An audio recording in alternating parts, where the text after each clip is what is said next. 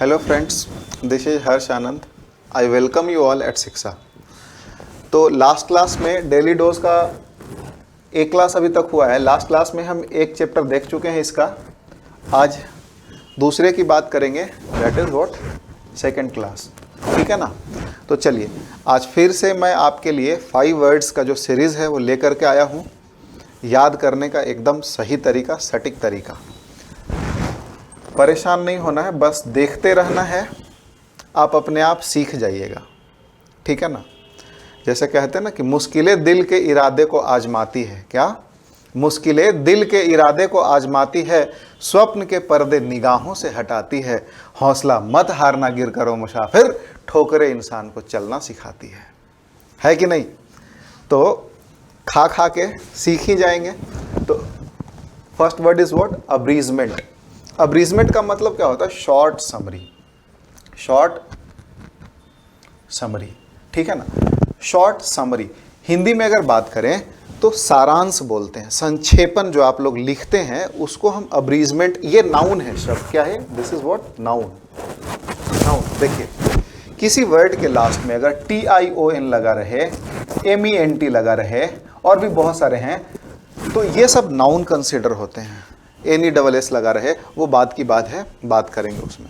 तो अब्रीजमेंट जो शब्द है, ग्रामेटिकली ये नाउन है, इसका मीनिंग शॉर्ट समरी होता है। हिंदी में सारांश बोल सकते हैं। ठीक है, जैसे भी लिखते हैं। Is it clear? अच्छा, हिंदी वाला लगता है कुछ गलत है, तो गलत नहीं रहना चाहिए। आप समझ रहे हैं भावनाओं को, सारांश लिखा हुआ है। सिनोनिम एंटोनिम पहले देख लेते हैं, याद करने का तरीका बताऊंगा। सिनोनिम इसका क्या है? जैसे आउटलाइन। आउटलाइन है समरी इटसेल्फ, ठीक है। या फिर एब्स्ट्रैक्ट बोल सकते हैं। कल एक वर्ड पढ़ाया था, एब्रेविएशन भी बोल सकते हैं, ठीक है ना। तो ये सारे इसके सिनोनिम हैं। एंटोनिम की अगर हम बात करें तो एंटो में इसका आ जाएगा क्या? इनलार्जमेंट।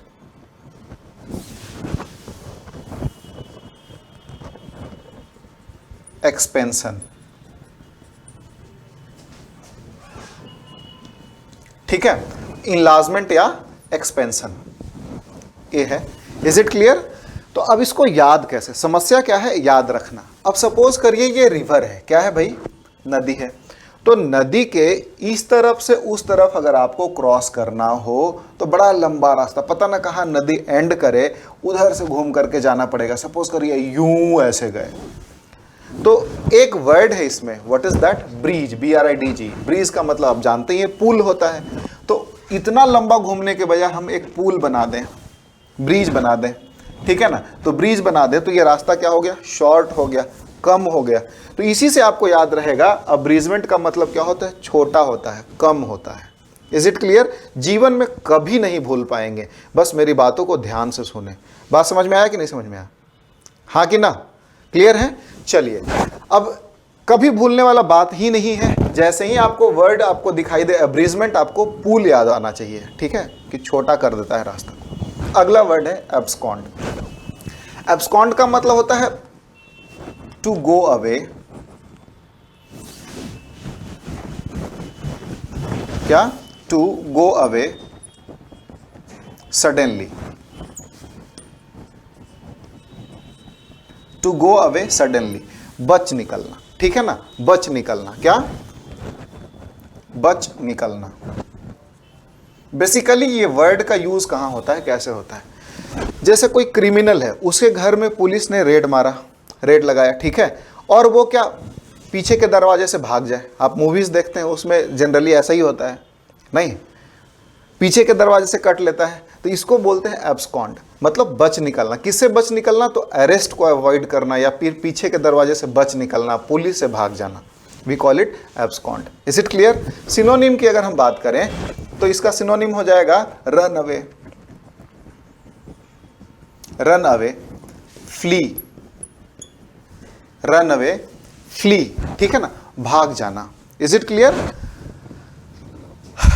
एंटोनिम की अगर हम बात करें तो इसमें क्या होगा? एंटोनिम आप ये कह सकते हैं जैसे सरेंडर, सरेंडर कर दिया खुद को, या फिर जैसे कह सकते हैं क्या उसको बोलते हैं, गिल्ट, ठीक है ना, मतलब सरेंडर कर देना। अच्छा, याद कैसे रहेगा? याद करने का तरीका मैं बता दूं इसको। याद करने का बड़ा सिंपल, इसको जैसे ही आप एब्सकॉन्ड शब्द आपको दिखाई दे तो आपको दिमाग में आना चाहिए आपके चोर सिपाही। क्या दिमाग में आना चाहिए? चोर सिपाही, ठीक है ना। तो जैसे ही आपके दिमाग में चोर सिपाही चलेगा तो आपको मेरी बात याद आ जाएगी। क्या कि अच्छा सर ने बताया था भागने वाला, चोर पुलिस से बच के भाग गया, मतलब एब्सकॉन्ड, ठीक है ना। Is it clear? चलिए नेक्स्ट वर्ड, एब्स्ट्रूस। एब्स्ट्रूस का मतलब होता है डिफिकल्ट टू कॉम्प्रिहेंड या अंडरस्टैंड कह लेते हैं।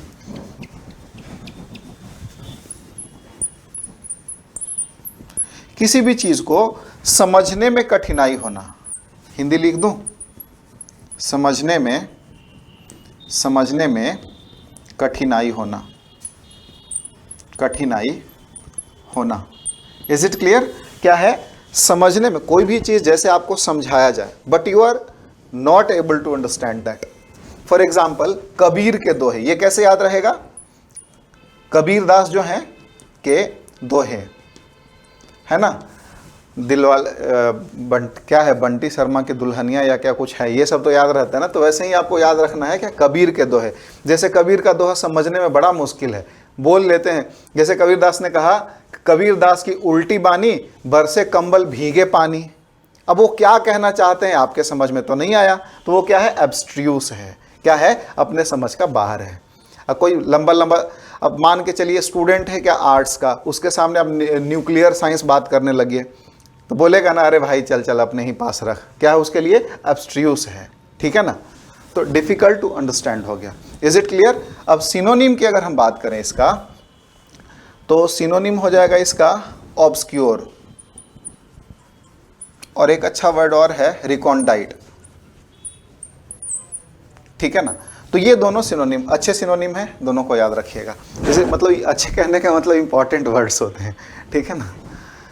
और देखने में से थोड़ी एक ऐश्वर्या लग रही है तो याद हो जाएगी, ऐसा कुछ नहीं है। वर्ड तो सेम ही लगता है कुछ लिखा हुआ है, बट ये वर्ड्स अच्छे हैं। Is it clear? वैसे ऐश्वर्या आउटडेटेड हो गई नहीं है, करंट कौन चल रही है, उसी को अपना दिमाग में बसा लीजिएगा भाई, ठीक है। तो एंटोनिम की अगर हम बात करें तो कह सकते हैं शैलो, छिछला, superficial. Is it clear? Shallow, superficial. तो इसको याद करने की बड़ी सिंपल सी बात है। क्या? एब्स्ट्रूस जैसे ही आपको दिखाई दे आपके दिमाग में आना चाहिए कबीर दास के दोहे, बरसे कंबल भीगे पानी। Is it clear? मतलब उल्टा पुल्टा नहीं समझ में आया क्लियरली, ठीक है ना। चलिए अगला वर्ड जो है आपका ABYSS, अबेस। इसका मतलब होता है वेरी डीप। क्या होता है? वेरी डीप, बहुत ज्यादा गहरा। क्या? गहरा।